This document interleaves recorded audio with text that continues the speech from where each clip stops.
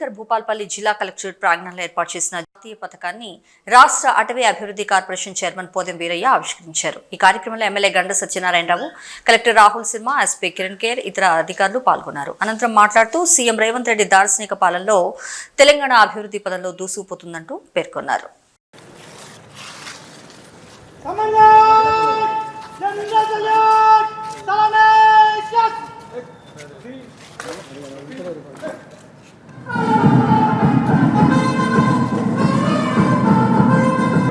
This program will launch on 17th September 2024.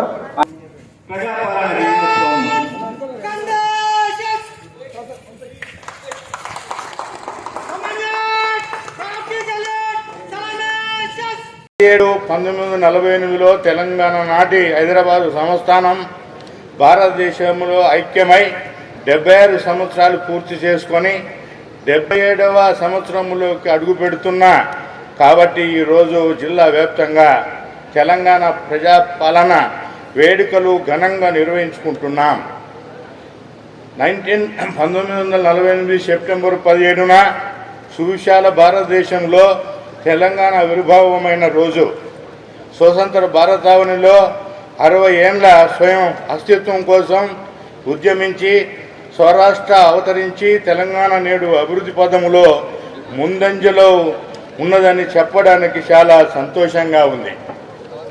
ప్రజలు ఆకాంక్షలు అనుగుణంగానే రాష్ట్రంలో కొత్త ప్రభుత్వం కొలువుదీరింది.